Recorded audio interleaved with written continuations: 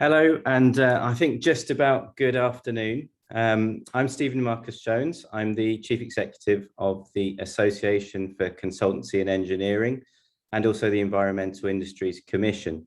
This is week 7 for me. This is my first ACE webinar, and I'm really excited to hear the discussion and debate from you all. So welcome again to this special webinar that's going to be exploring the Chancellor's Spring Statement, which was shared with us just yesterday. ACE and EIC members would have received their members-only briefing, which explores yesterday's statement via email. This is also available to all of our members on the website, I understand. So today's event will build on that, and it's just another way we're trying to help our members to digest the numerous announcements and also to get a sense of what it might mean for your business and, of course, your bottom line. Yesterday's statement from the Chancellor was delivered against the background of rising inflation, with the official forecast peaking at around 9% in 2022. The resulting impact, which is coming after 2 extremely challenging years, means difficult times ahead, I'm afraid, for all businesses and all sectors. There were some particularly interesting points in the announcement, of course, which I'm sure will come out today, specifically around R&D, VAT on energy efficiency materials, and the Apprenticeship Levy. As I said yesterday in my response to the budget, we would like to have seen more targeted measures, though, to support the longer-term government ambitions around topics such as net zero and levelling up. The statement was, in our view, perhaps a bit of a missed opportunity to make progress in these areas and use them as drivers for economic growth and recovery. So moving on to today's event, we've got a great panel joining us today, and I'll introduce them shortly. But before I do, let me just run through some housekeeping. So to ask questions today, can I ask that you use the chat function? Hopefully we're all experts at using Zoom by now. You'll see in front of you also the ACE competition law policy, and obviously this meeting will be conducted under that policy. We'll try to answer as many questions as possible, but don't worry, if you don't get an answer to your question, we will follow up after the meeting with an answer. And don't worry, of course, if you miss anything, or if you're joining us partway through, or you have to leave before the end, we'll be uploading all of this recorded onto our website and onto our YouTube channels in the coming days. So, to our speakers, I'm delighted that we've got a really broad panel with us here today. They are Guto Davies, who's the head of policy at ACE and EIC, Dave Beddell, the Director of Strategy and Growth at AECOM and also the ACE Chairman, Sam Alvis, Head of Economics at the Green Alliance, and last but by no means least, Louise Hellem, Director of Economic Policy at the CBI. Each of you panelists will have around 10 minutes to present your thoughts and initial analysis of yesterday's statement. We've tried to ensure there's not too much overlap between your different perspectives, but invariably there will be some. And then we will open to the virtual floor for a discussion and a Q&A session. So please do think of questions as you hear our expert panelists give their updates. So let's get on then. Our first speaker is Sam Alvis of Green Alliance. The floor is yours, Sam. Thanks, Stephen. So I've been charged with having a little bit of a look at the wider politics and economics of the statement yesterday. And I think, like the Chancellor, I will try and keep my remarks brief in the hope that I don't wake up to a whole host of negative press tomorrow morning. I've covered a few budgets and a few spring statements, and it feels like the condemnation coming out of yesterday's is some of the strongest and universal I've seen. And I'd like to sort of pick at why that might be. So I think first we need to look at what the Chancellor was trying to do. So he had these twin objectives, one which is to provide enough or some help to households in the economy now, bearing in mind the cost of living is going up for various reasons, and a second objective, which is how can I, in the future, appease my Tory MPs and backbenchers and also start to look towards those voting coalitions that I think are going to be important in 2024. But you can't understand the politics of that response and why he's doing that without looking at the economic context. So as Stephen's mentioned, pretty much everything that the OBR said would happen in the Office for Budget Responsibility, the government's spending watchdog, said would happen in October, has got worse. The growth forecast has been revised down, productivity has been revised down, inflation is huge. Gap between wages and inflation will be the biggest it has been in an awfully long time. It is, in short, like a very, very bleak picture. The one caveat to that is government has slightly more revenue than it was expecting. So he is sitting on, I hesitate to call it a windfall, but there is a bit more cash, less borrowing than Sunak thought he would have. What he's chosen to do is sit on most of that, spending some of it now. But as we saw, for example, in his response to the energy bill crisis earlier in the year, Sunak is very, very wary of making commitments, spending commitments that are going to have an enduring cost. He's okay sometimes with a one-off, but he doesn't really want to be committing to things that he knows he's going to have to pay for year after year after year. So we saw that with yesterday with the Chancellor mentioned tax cuts as many times as possible. And although he did that with some of his statement, it really is not a tax cutting budget. And we can perhaps go on to that in the discussion.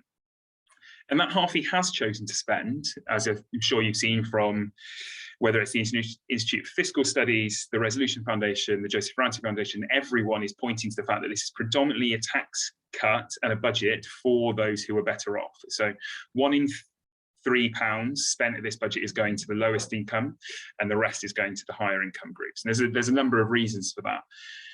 He's targeted workers through the NIC, and the big one for us at Green Alliance is he's used fuel duty to reduce the cost of living. Now, 5p cut in fuel duty is moderate at best when oil prices are so high. But the other thing is that we know that the top income decile spends £48 a week on fuel. The bottom income decile spends £7. So that tax cut is really going to predominantly better off people who have cars, who are driving a lot already. So why has he done that? Why has he played with NIC whilst promising a future income tax? Why has he done fuel duty rather than perhaps VAT or encouraging public transport use? And there's two ways of looking at this, and I'm not sure which one I'm leaning towards. One option is that those people are predominantly Conservative voters. They are asset rich, but potentially more cash poor. They are workers, they are congregated car use we know is higher outside of London, outside of metropolitan zones. So he may be rewarding the people that he knows are going to vote for him. It's a very cynical view. The other view, equally cynical, is that, and I'm afraid I'm just not in the mood to not be cynical today, is that he may have estimated that people aren't yet actually feeling the extent of the pinch when it comes to households. So whilst there is a big political buzz and some of the middle classes, potentially the newspapers are talking about this, those on the lowest incomes, whilst they're aware it's a problem, have not actually felt it. Energy bills have not gone up quite yet. They'll be going up soon. Petrol, yes. But other costs, the rising inflation, it might not have bit yet. So doing something now will actually not be felt by those people. It'll be baked into the price rise. So what you might want to do is when price rises are really, really hitting home and they're really, really starting to hurt, is any response later will be felt more by households. I'm not sure which side of the ledger I'm on those two things. So some of the things that he left on the table. So he chose not to adjust his energy offer. And I think that speaks to the second point I made in that he's coming in April. He's already promised to, as he says, halve the rise in that, but given some of it's alone, I'm not sure how honest that is. We will get another rise in October, and that's if Ofgem don't open the cap, but again, before then, because of extraordinary circumstances, protect energy companies. So he will need to do something later, but he chose not to do that today. The other sort of milieu going on at the moment is that Ukraine has aligned rising costs, our national security and net zero policy. And I think you saw the Chancellor nod to that. He's notoriously reticent on net zero, but with a VAT reduction on certain insulation measures and low carbon products, as well, combined with his letter to the UK Infrastructure Bank last week, there's a sign that he senses that energy efficiency is going to be the way to go. But he's not really done enough on our energy demand and energy wastage. He's left things like the EV transition on the table. Affording upfront costs of insulation, heat pumps, whatever, is still out of reach to many. And energy isn't the only way that we use gas and oil. He left public transport, for example, completely off the park when public transport costs are also rising because of various fuels. Well, I mean, one of the generous assumption is that the energy supply strategy is coming down the line, potentially next week, and he's leaving that stuff to the Prime Minister, to Kwasi Kwarteng. But I still think acting on energy demand was a big thing missing from yesterday. So, I mean, a little bit of conclusion. Taxes are going up despite everything he tried to do yesterday. And it's a big gamble whether the measures he announced yesterday are enough, combined with a future tax cut, to keep people happy. My estimate is that voters will not forget that he is sitting on more money that he could have spent by 2024. And actually reserving an income tax cut for then will be too little too late. The snap polling, people's estimate of whether he could have done more sort of backs that up, and the newspaper front pages, it will be a difficult morning for Sunak. Leaving measures that can reduce bills now, whether that's moving green levies into general taxation, whether that's going further on energy efficiency, whilst also weaning us off volatile fossil fuels, I think he will come to regret. But there are other opportunities. We have the energy supply strategy next week. This will be the story for the year. I think rather like his coronavirus response in March 2020, he will be back at the dispatch box at least one more time over the next few months. Thank you very much, Sam. Lots of pertinent points I'd definitely like to come back to when we get to the Q&A. So our second panelist is Louise Hellem from the CBI. Over to you, Louise. Brilliant. Thanks very much, Stephen, and good afternoon, everyone. So yeah, my name is Louise Hellem, and I'm the Director of Economic Policy at the CBI, and very much agree with all the kind of points that Sam has raised. To provide a bit of a business perspective, so again, as Sam said, the Chancellor delivered the spring statement in the context of waning business confidence, particularly given the war in Ukraine. When we were speaking to businesses at the beginning of the year, there was quite a lot of optimism, actually, firms being able to see that we were coming out of the kind of COVID pandemic, an opportunity to finally to think a little bit more longer term rather than that kind of crisis response. And unfortunately, over the last couple of weeks, we've been back in that mood again. And a lot of the issues, obviously, as a result of the war in Ukraine, have exacerbated some of the pressures that firms are already facing, particularly around material costs and availability as well. So whilst at the beginning of the year, some of those tailwinds were much stronger than the headwinds, despite those kind of remaining, I think we've now seen the flip side of that. And that was very much reflected in the forecast that we saw yesterday from the ABR, where, again, as Sam said, we saw kind of growth forecast slash, so down from over 6% this year to 3.8%, and inflation really rocketing up over the course of the year as well. So from a CBI perspective, for us, that all pointed to the need for action now rather than waiting in the autumn.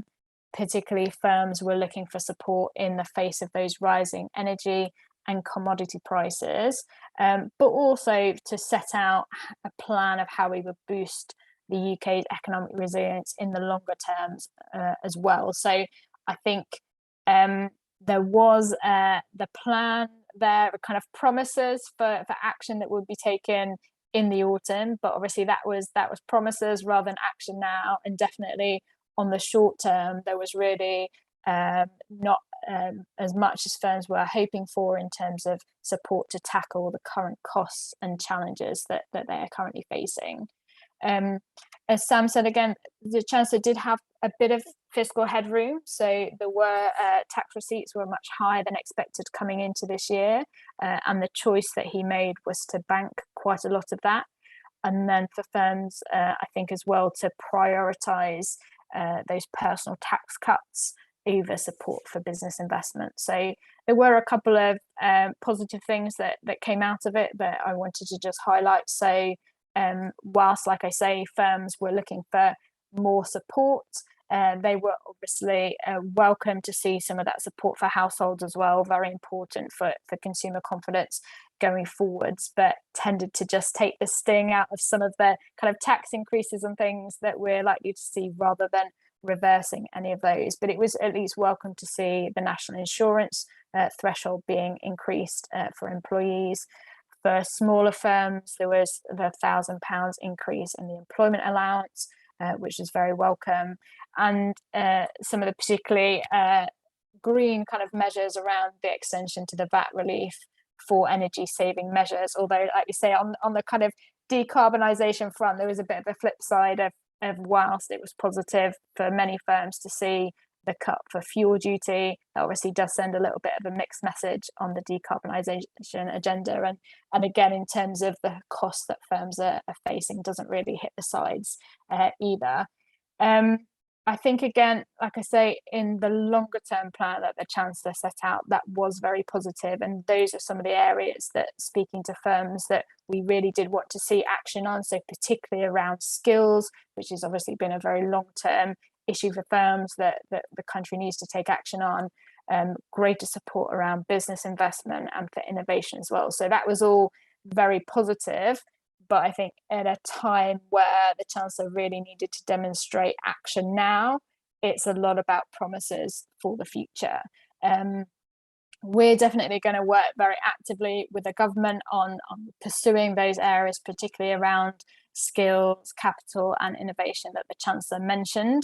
But we really want to push him to say that we can't just wait until the autumn as well. We do need to see more action now. And I think there's particularly a raft of things that we perhaps can go into in the discussion that he can do now, especially on that decarbonisation agenda, thinking about how we can go further and faster on kind of nuclear, hydrogen, onshore wind investment, EV charging, infrastructure, and kind of further support for energy intensive industries as well. And again, Sam mentioned the government's energy plan that we're waiting for perhaps next week. We're hoping that some further action can be given in that area, but I think there was a real missed opportunity, especially on the fiscal support side, that we'd expect that to come through the mechanism of the spring statement. So it was definitely kind of lacking on that side. So definitely a bit of a mixed bag from firms' perspective, and definitely on that near-term support.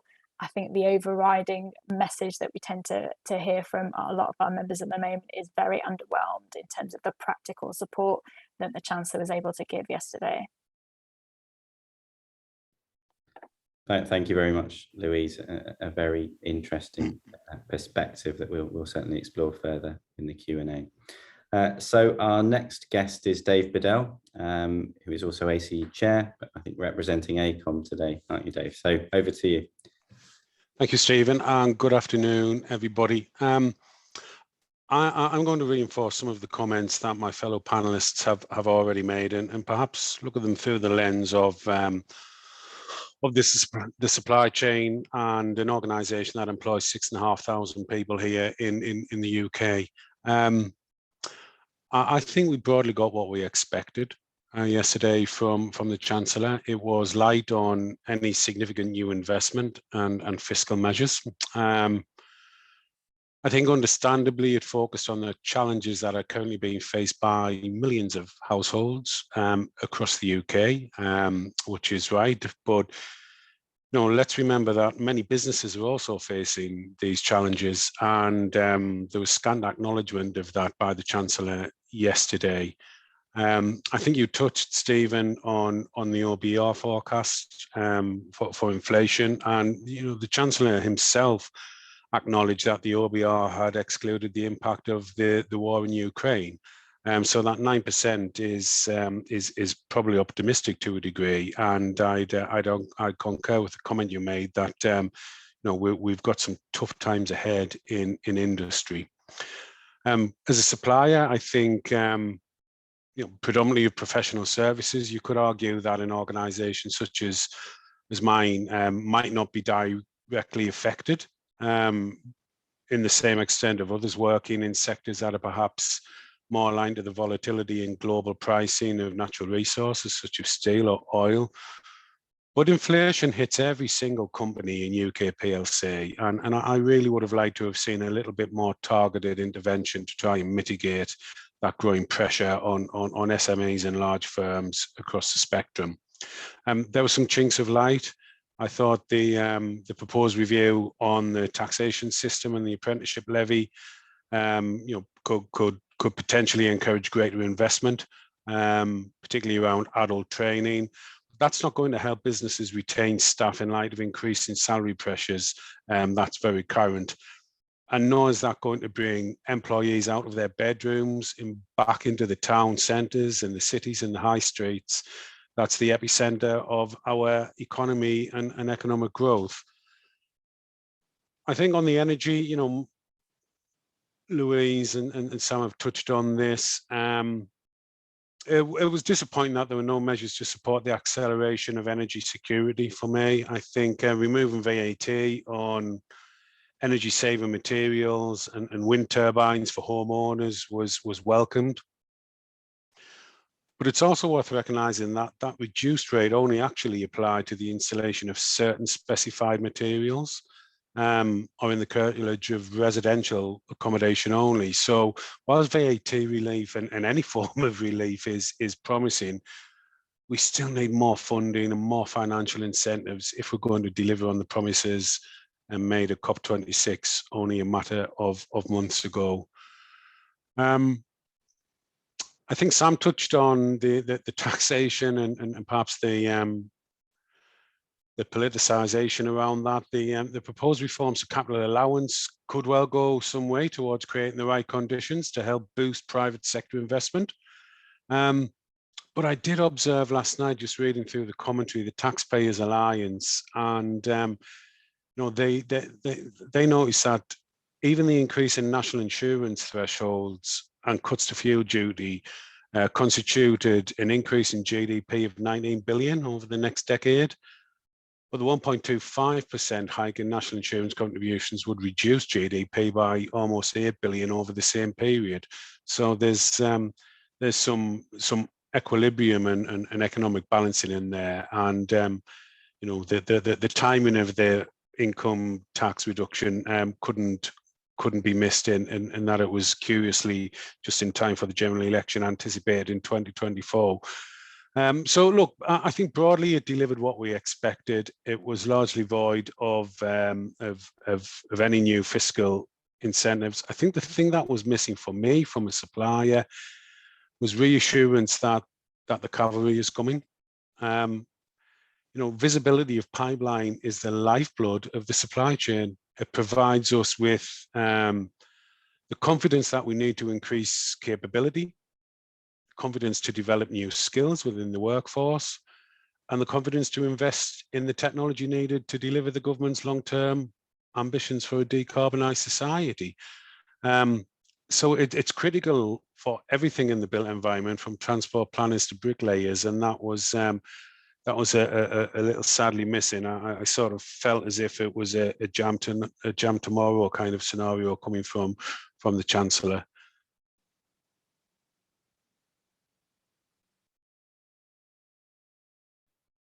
Okay, thank you very much, Dave. On to Guto, our final panelist. Yeah, thank you, Stephen, and afternoon, everybody, and thanks again to our fantastic panel for joining us today. As Stephen said, I'm Guto Davies. I'm head of policy at the EIC and ACE. Now, I'm sure many of us are still trying to digest exactly what yesterday's statement means, possibly for the longer term. But I think hopefully today's discussion will give us a flavour of what to expect. I think going last is quite helpful because I can now focus my contribution on three areas in particular. Firstly, what the statement meant for levelling up from an EIC perspective, particularly around sort of the previous work that we've done on brownfield land.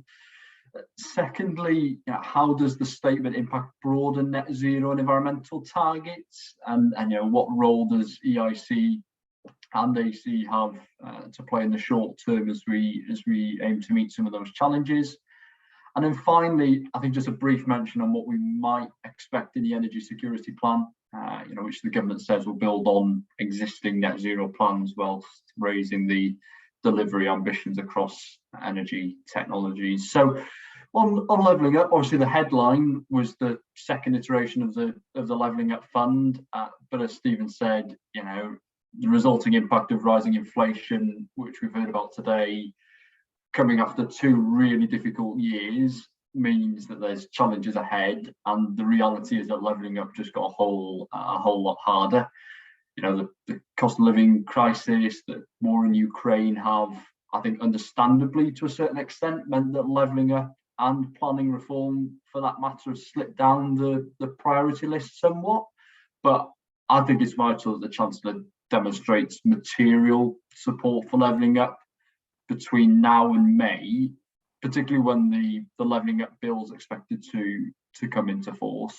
And as Sam mentioned, we enter the latest cycle in the election calendar, which means government can't pause, as voters will start to want to see some results. So, in short, yes, there's practical impacts of the rising cost on delivery, but the issues that we face probably reinforce the points that AC and EIC have been making about utilising brownfield land for development, for example. So, there could have been some really good wins on tax reform to drive brownfield development at yesterday's statement, but there wasn't. And I can see joining us on the webinar quite a few EIC members that have been involved in some of that work. That wasn't forthcoming, and there certainly wasn't any announcements to improve economic viability of development, including marginal brownfield projects. So the work goes on behind the scenes on that one. Just in terms of wider sort of net zero and environmental implications, I was really interested in some of the points that Sam made on that. Obviously, in large part, it's business as usual for our members, making sure that they support the transition with their clients. And for many of our members at EIC, supporting the government on biodiversity net gain, there's clearly more to do, and yesterday's statement doesn't necessarily move us away from that. But I didn't get a sense yesterday that there was this grand vision for driving sustainable green growth at the same time when we're dealing with the wider economic challenges. So, insulating the UK from surging global fuel prices, or really on the ground, really helping people manage the transition to a net zero emissions economy, for example. I didn't see a real clear connection between yesterday's statement and the net zero strategy, all areas that members of EIC are helping to deliver. Take, for example, carbon capture and storage. Quite a few EIC members have had a lot to do in that area of technology. I don't think the statement gave us any sort of broader decarbonisation rollout that we so desperately need. So I think understandably the government will say, we've done the best that we can with the tough fiscal hand that we've been dealt with. I think in terms of green announcements, the spring statement clearly is a bit of a warm-up act, isn't it, for the energy security strategy, which Dave touched on. But I think it felt like a bit of a missed opportunity. And just to sort of build on Sam's point, I think the last thing you want is an unintended consequence where there's a perception that the drive to new green technology and the drive to the transition to net zero can sort of wait for calmer waters. I think that was possibly an unintended consequence of some of the language that we've been hearing over the last couple of days. Not to go into too much detail on this particular point, but just on fuel duty, some of the announcements there. Obviously, a lot of our members at EIC are leaders in air quality solutions. I think yesterday's announcement means there's going to be a big need for government to use their expertise. And then just to touch on the forthcoming energy strategy, and let's be honest, who knows what the situation will be like by then. I was looking through my notes for the previous UK budget briefing that we did in October. Who would have thought that we would have been where we are today? But on that strategy, I think it's really important that infrastructure and green tech forms a real sort of central part of the strategy. So to really design and deliver that realistic and stable change, ensuring that we see security of supply guaranteed whilst costs and carbon come down. So I think the strategy will undoubtedly consider actions to stem the short-term supply gap, but there's going to have to be dramatic change in the energy policy landscape to create that sort of medium to longer term changes that are required. We have options to avoid this turning into an even more deep-rooted cost of living crisis. EIC members and AEC members are integral to that, but a realistic and decisive plan moving towards lower cost of operation for UK infrastructure is needed. And ultimately that starts with decarbonising energy rapidly by 2030. I think something I did notice in the documents that were released with the statements, they're not touched during the speech itself, was a possible review to cut resources from departments. So this sort of efficiency review, and I think that was interesting because it also included sort of arm's length bodies, which you could interpret as possibly including bodies like the National Infrastructure Commission, National Highways, even possibly the IPA. I don't think that would be good news at all. So in conclusion, I think it's a case of what next. I don't think members have been really reassured by what they heard yesterday. Our members are agile, flexible, innovative, so they can respond to many challenges as they've shown over the last 2 years. But they need that security from government to really deliver on their own priorities and indeed government priorities. And I don't think they got that yesterday. Great. Thank you very much for sharing those thoughts, Guto. So I don't see any questions coming yet into the chat, but please do put them through when you think of them. But if I could just start with the chair's prerogative by asking our panelists a question. I'm really worried about net zero 2050. Enter left stage, crisis in Ukraine, energy security, cost spiraling. Is net zero 2050 still going to happen? Louise, what do you think? So, I think that the Chancellor had obviously built this. He was trying to kind of downplay expectations that he didn't want to have a big fiscal event. But obviously with the events in Ukraine, I think it just showed the need to double down on some of our ambitions rather than, like you say, the temptation might be to kind of kick that into the longer grass. But actually, I do think it's something that we need to see more action on. There is this interaction with the energy strategy that is coming. I think that was originally built before the spring statement, whether at this point we might have seen more if there was if that had come beforehand, but I don't think we should necessarily wait with kind of bated breath for that, which means that overall we might be a little bit disappointed. And I think that, like I say, that this is the thing that we need to push more on. I think we particularly needed to see more on reducing energy demand.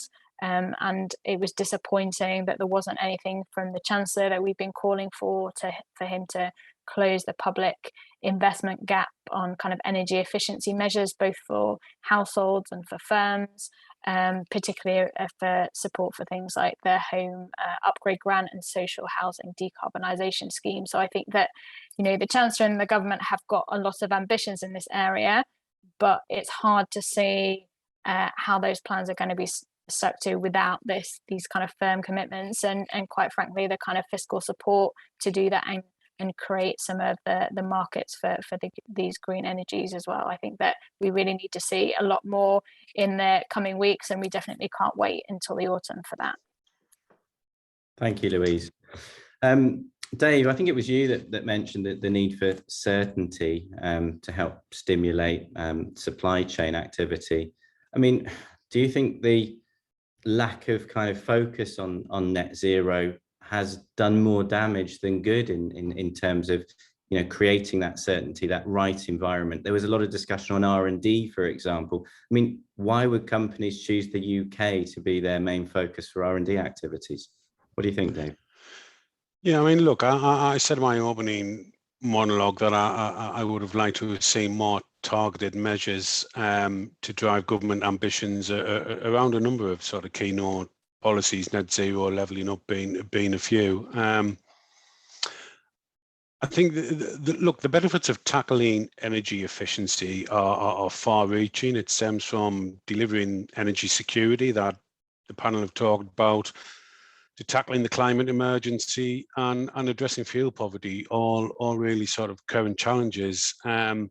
I found that lacking, and I find myself, like many others, now looking towards the energy security strategy. for a clear long-term plan as to how the UK will approach future energy mix and decarbonise and improve the security of our energy supplies. Now, you know, accelerating, expediting renewable energy projects, and, you know, there's some low-hanging fruit here. Wind farms are relatively quick to get up and running. They are important first steps to accelerating net zero plans and delivering transformational change. But again, that was missing, and not only could that provide that stimulus and that catalyst for the transformational change, it also put some certainty and robustness into supply chain projections. The Chancellor did make reference to reviewing the UK's R&D investment. As I said, that does have potential to stimulate more innovation in the private sector, much of which actually stems from localized SMEs, so plays back into the regional balancing and levelling up agenda. But we need to see far more detail around this before we can have confidence that it will deliver the fruit. And you know, the promise of increased tax relief was welcomed, but you know, we need to see a little bit more detail from government before we can definitively say that it'll contribute towards improved productivity. Thank you, Dave. Okay, I'm going to go to some of the questions in the chat. If I come to you, I think this is one for you, Sam, perhaps. Do you think that the limited, no mention of electric vehicles, active travel plans in yesterday's statement is a missed opportunity? And I think it's linked to, will the 5p cut in fuel duty be seen as a backward step from an environmental point of view? Yeah, I mean, I think both measures speak to the Chancellor and the Treasury's interaction with net zero. So thinking about whether net zero 2050 is in danger, I don't think it is, but I think we need to rethink how we're doing net zero. So my sense is that the Treasury are very, very cautious. So if you spend a lot of time doing boring things like I do, like reading the net zero review that came out alongside the spring statement, they put a premium on uncertainty, but they're not sure how net zero spending is going to go. And the current view is that the market just can't take any more money. They've been burnt by the Green Homes Grant. And I think that extends to electric vehicles as well. Their big question always back to us is, what is more money? Where is more money going to go? How are you going to ensure it's going to spend well? And how is that going to grow the market more than we're doing at the moment? So the net zero strategy, and for electric vehicles as well, is to boost supply. So whether that's through talking about a zero emissions vehicle mandate, similar things for heat pumps. If we produce more of something, hopefully it will get cheaper and more people will buy it. But I think really now we need to be pivoting as well to demand support. So it's all very well companies making things. We need to help people to buy them. Otherwise, they're not going to want to make it. It's a bit circular. And particularly thinking about electric vehicles. So you could have, for example, explored yesterday targeted vouchers to low-income households. Scrappage schemes might be one option. Car clubs, like ways of boosting the market, thinking a bit outside the box of boosting the market. And continually, we leave public transport out of these discussions. And yes, a lot of public transport does currently use oil, but incentivizing green transport, which is predominantly made in Britain. You've seen Sadiq do his tour of where his hydrogen buses are coming from, would have been really welcome. On the fuel duty cut and its environmental concerns, I'm very cautious about saying that a one-year cut to fuel duty is going to send the wrong signal. My basic position is there's better ways to get money into people's pockets when that's the most important thing than a fuel duty cut. The worry with fuel duty, which you wouldn't have had, say, if you cut VAT on fuel, is that fuel duty will not go back up unless you choose to put it back up. So that's going to take a very brave Chancellor next March to say, I'm not only putting fuel duty up by 5p, but I'm going to not freeze it and whatever.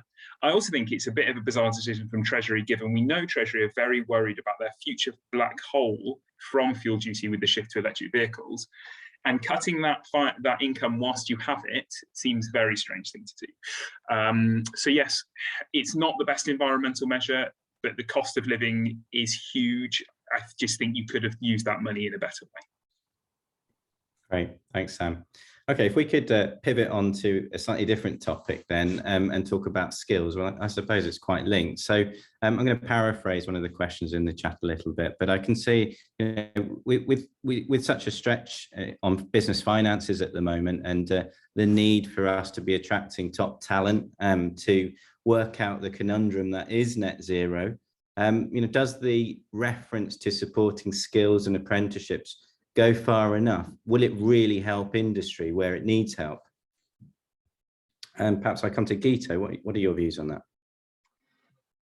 Yeah, there wasn't a great deal I felt on training and skills. I mean, we had, I think, a bit of lip service to these new 1,000 AI PhDs, which were going to include areas such as climate change, but I didn't get a sense that there was a real drive. I think the most telling thing of all is that the Chancellor himself, you know, accepted and acknowledged that the UK lags way behind its international competitors in terms of adult technical skills. So, you know, yes, all well and good saying that the total government expenditure on skills in England is rising by around 3 billion quid, but I thought it was another missed opportunity to really deal with the issue of upskilling and actually deal with, I think, a lot of sort of SME and other industries that are worried about what the transition means for their future jobs as well. You know, there's a lot of people in sort of those high carbon intensive industries who are extremely worried about what the transition to net zero means for them, and I don't think the government has given enough support or an insight into what support they'll get. So it's been touched on, obviously, on apprenticeships and the Apprenticeship Levy. You know, again, interesting that the government said it would consider, you know, further interventions to encourage employers to offer high quality training that the UK needs. But, you know, devil's in the detail, and I didn't see any of that yesterday. I think there's, if I can just add on that, Stephen, I think there's an interesting conflict around the skills agenda for government. You know, as an employer, I could draw talent from a far more diverse pool than I currently do. The trouble I have is I can't sell them into clients due to outdated procurement restrictions and societal views on what expertise looks like. So, you know, there's a reality here that industry and government is culpable within this, still places an onus on the Oxbridge conveyor belt. And is that conveyor belt developing the skills that we need to address the challenges that we have in terms of net zero? You know, my personal view is no, but we need more agile approach in terms of providing a safe environment for supply chain and industry to bring in different skills that will help us make a keynote change in how we approach the challenge. Yeah. Louise, what are your members saying? I was going to come to you. Yeah, I was just going to build on what Dave said. I mean, I think that skills definitely is such a big concern for our members at the moment. I think, you know, over the last couple of years, alongside the supply chain issues that people have found, it is really up there in terms of their priorities and what is kind of keeping them awake at night. I think that there is a point, as Dave said, that there is action that is needed both directly by government, but also thinking about what firms can do as well. We're working with a lot of our members to think about what are the best practices, particularly around diversifying that field of candidates and making sure that firms are getting the most from the employees that they have got as well, to think about retention as well as recruiting new talent as well. But I think in terms of the spring statement, we were very positive actually about the mention of the Apprenticeship Levy, and I think that it is something that almost give credit to the government for that they have been very closed off to even considering reforming that area. So I think that is a really big and welcome shift that we've seen from them. Obviously, as we said, the devil will be in the detail, and at the moment it's just a promise to look at it. So it's definitely one of our top priorities that we're going to be trying to engage with government on over the coming months. But if we can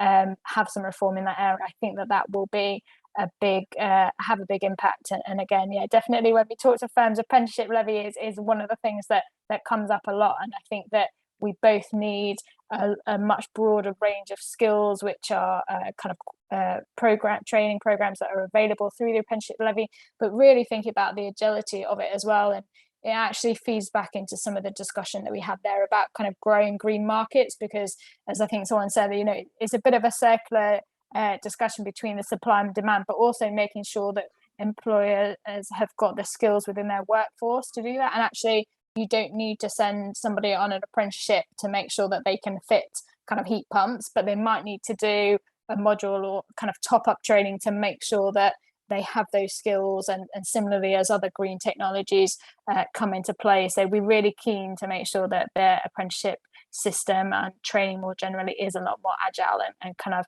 move with those new developments as those opportunities arise. Thanks, Louise. And Sam, I mean, how do we stop the workforce perhaps viewing energy transition and net zero as a threat rather than an opportunity? It's a really interesting point, and I think, to be honest, if you just look at the North Sea, a lot of the polling suggests that current oil and gas workers in the North Sea are really, really up for working in renewables and offshore wind. But there's some really low-hanging fruit about their ability to transition, whether that is qualification recognition, so that they don't have to go and do the same health and safety training course on offshore work that they've done 1,000 times before. There's this sort of level of granularity that I just don't think and roadblocks that I don't think the government are yet engaging with. It would be really good. So we have the Green Jobs Task Force. We are getting, in theory, a successor body, but we really need to get that down to a sectoral level and start working with the unions to talk to their workers about the very specific challenges that each workforce is going to throw up. I think reminding a lot of workers, so we've done some polling, and actually people want to do green jobs, but security, etc., always comes first. And reminding people about the potential wage growth in green industries, talking about those positive benefits and the security that goes alongside will be vital. And that's, I think, where the unions will play a really active role alongside. Thanks, Sam. Okay, maybe coming down to more practical things for members. Guto, I mean, obviously inflation is the backdrop to this budget. As all of the panel has mentioned today. In practical terms, what could an SME do to be resilient throughout this period of high inflation? Gosh, yeah, there's a reason I'm not in business and I'm in the job I'm in now. Yeah, look, I think I said during my remarks that businesses are resilient in themselves, and this goes back to the point that, you know, a lot of our members don't need to wait for government to come forward with, you know, announcements on net zero. They're already making those decisions for themselves. I think if I could possibly provide 3, you know, really practical steps that we can do to support SMEs. Firstly, sort of sharing best practice. I think there is a real need for the SME community during these difficult times to really come together, and, you know, both at AC and EIC, there's the opportunity for them to do just that, to, you know, share some concerns, and we can support them through some of the more difficult times, particularly those sort of policy areas that need amending.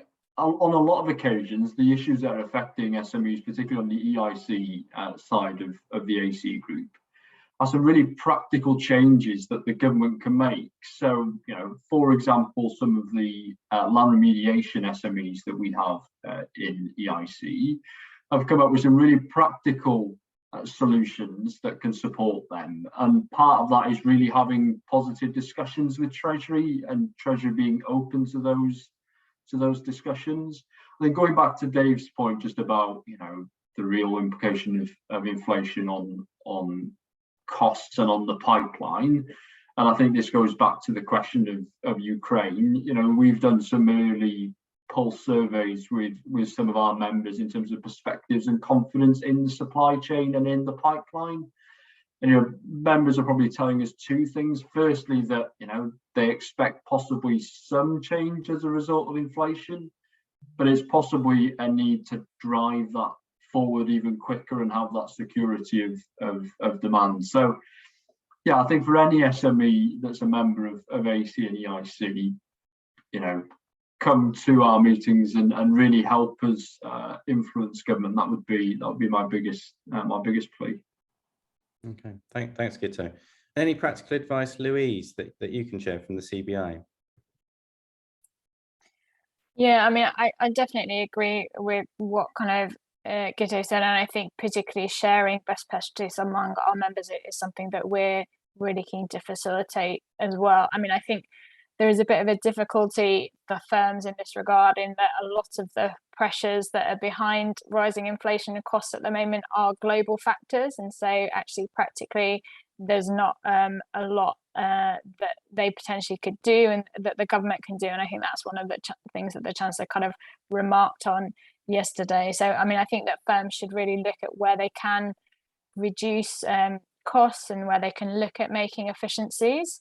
But I think particularly for some firms where they have got quite low margins and those who've been squeezed with, you know, dealing with, like I say, a series of these shocks to them, it may be that they do have to look at passing those costs on where contracts allow. And I think that's why it was very disappointing to not see as much support in the spring statement yesterday as we were hoping for, and to help firms with those cash flow issues. And that's something that we'll definitely be continuing to push for in terms of that immediate support, and then, as we've been talking about, further help kind of invest in energy saving measures and kind of cost cutting efficiencies as well. Okay, thanks, Louise.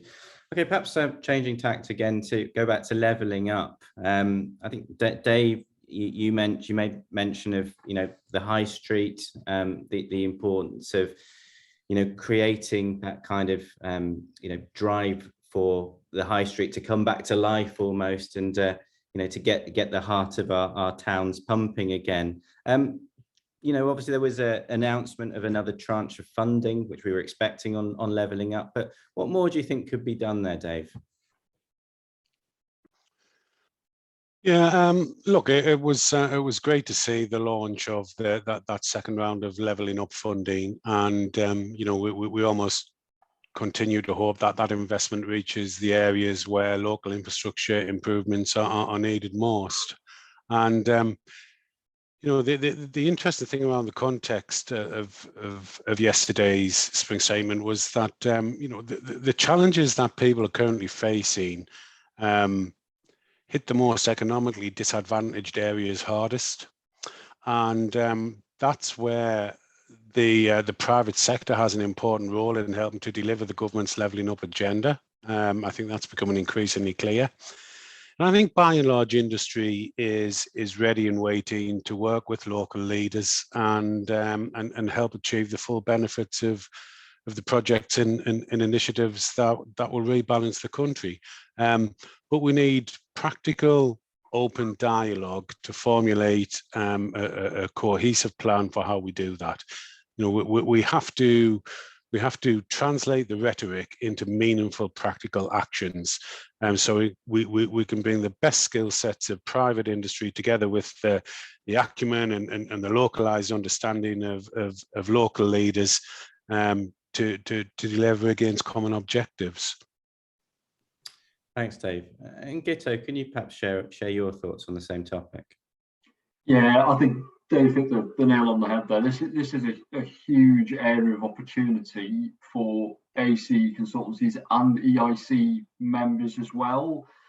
You know, from a very practical perspective, I think the government really runs a risk of levelling up just becoming a slogan. It's come under enormous pressure, even before the sort of delayed white paper was published, to come up with some tangible actions. And, you know, it just feels like one thing after the next. You know, you just think about how much has changed even since that white paper was released.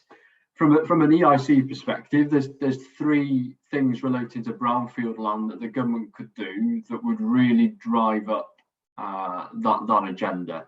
But the first one is to amend current planning reforms to make new local plans a driver for targeted brownfield development. Second being improving that economic viability of marginal brownfield projects. We talked earlier about SMEs. Many SME members want to be, getting their teeth into marginal brownfield projects, but the economic viability isn't there. So there's some very specific things government could do.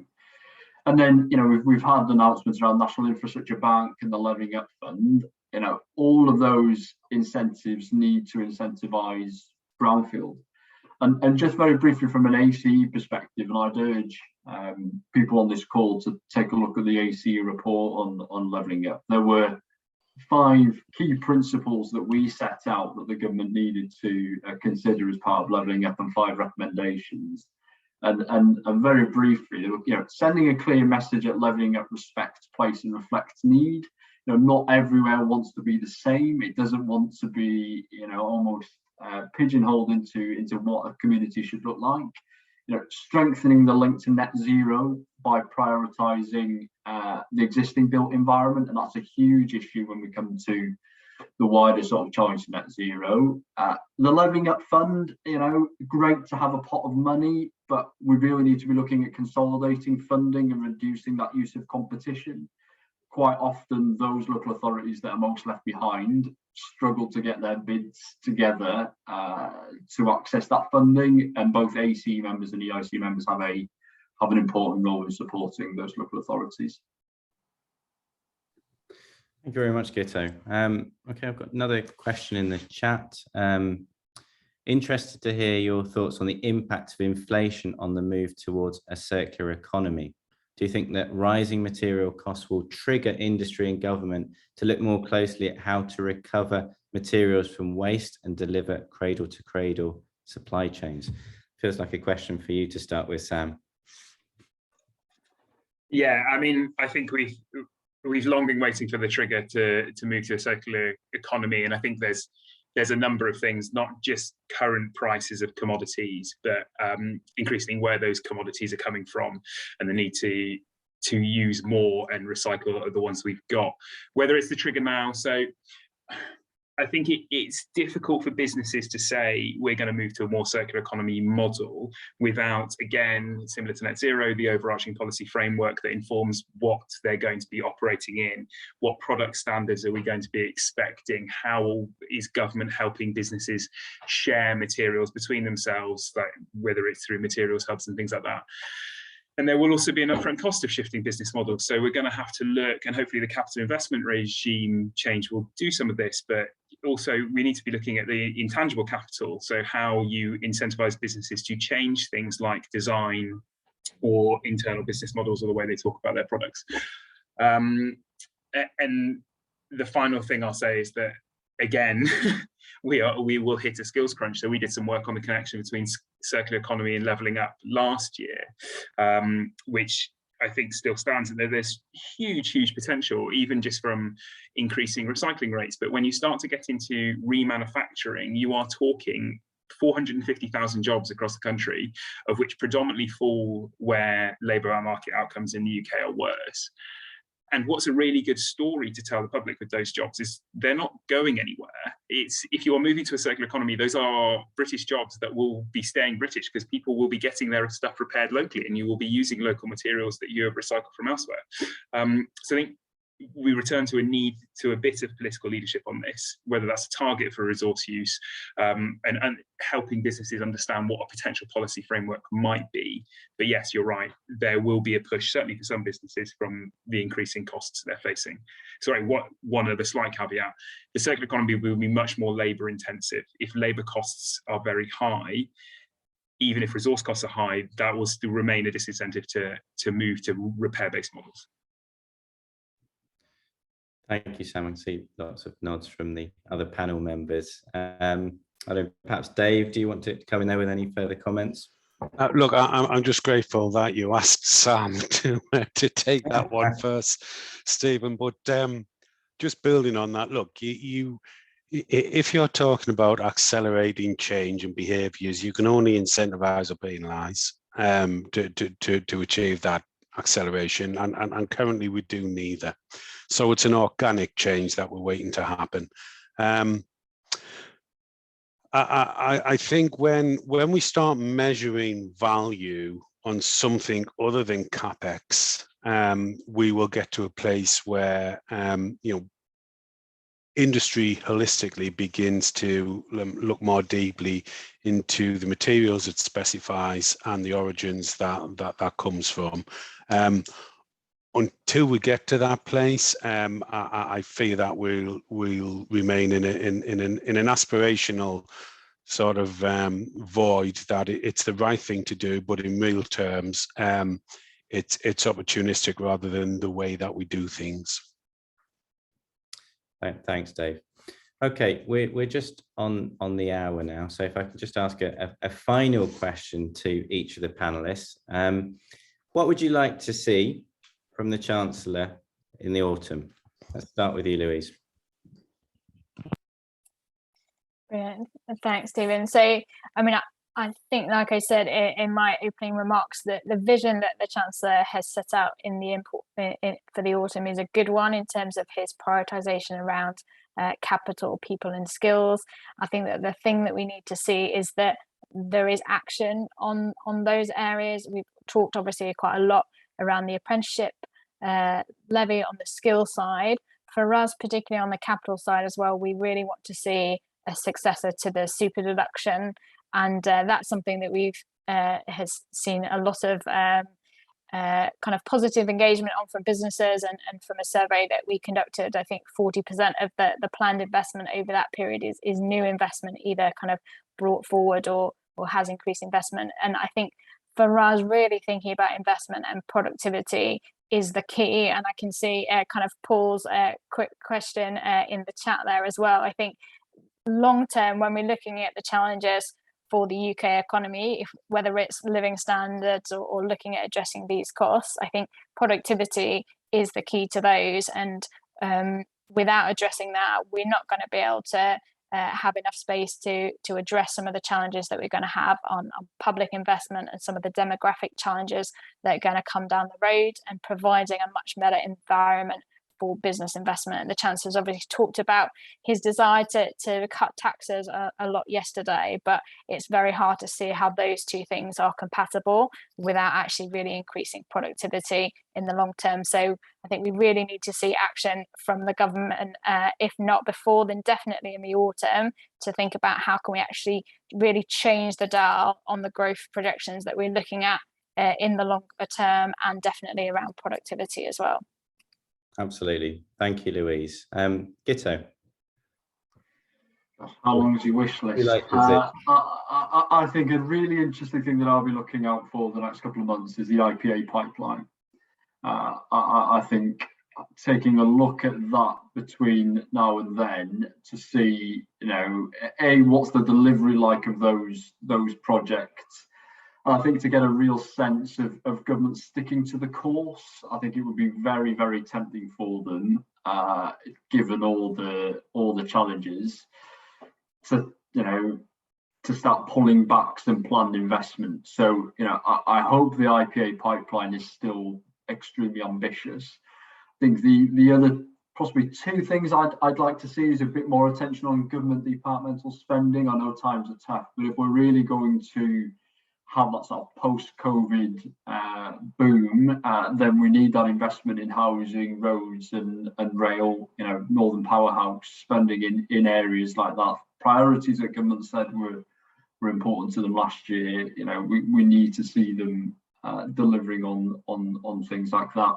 And I think finally, for me, the language and the emphasis needs to be reset. The sector's been told to build back better. And I haven't got that sense yesterday. It was more like, build back when things get better, and that's not going to benefit the economy. So a return to some of that language with the investment behind it would be great. Great, thank you very much, Guto. Sam, what are your thoughts? What would you like to see from the Chancellor in the autumn? Yeah, so I agree with much of what Louise said. I think we just have to come back to productivity. When costs are rising, we can continue to try and make things cheaper, but we have to start trying to work out ways of making people wealthier, because many of those costs are out of those hands. I think being pragmatic, what I'd really like to see is, in theory, Treasury now owns industrial policy, more or less, whether you call that the plan for jobs, the plan for growth.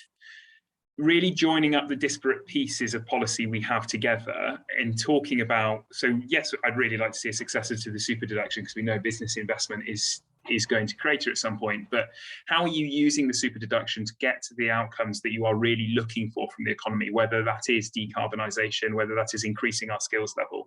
So thinking about the design of policy with a fundamental aim of our economy over the top. And I am yet to see the Chancellor speak about how his policies connect with a sense of where our economy is going to go over the next even 1 year.